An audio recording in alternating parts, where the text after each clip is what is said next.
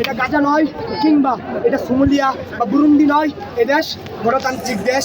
এই দেশের আমলাদের বেতন হয় আমাদের টাকায়। আমার বাবা একজন কাঠ মিস্ত্রি এবং কাঠ ব্যাপারী, তার টাকায়। ওর বাবা একজন পুলিশের সেবাই, তার বাবা হয়তোবা দিনমজুর, হয়তোবা তার বাবা রাজমিস্ত্রি। এই দেশের সংখ্যাগরিষ্ঠ মানুষের বিপরীতে গিয়ে আপনি দেশকে ঠিক রাখতে পারবেন। আমরা এই দেশের বিরোধী না, আমরা দেশকে বাঁচাতে চাই। দেশের এই ক্রান্ত লগ্নে আপনারা অগ্রগণী ভূমিকা রাখবেন। জনসাধারণ আপনারা নেমে আসেন।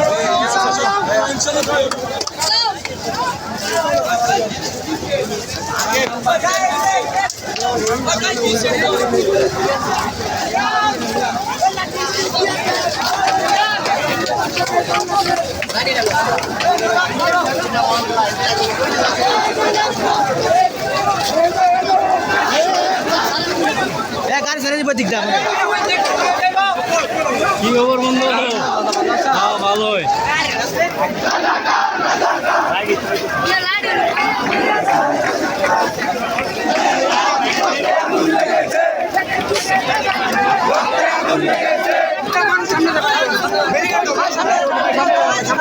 তোমরা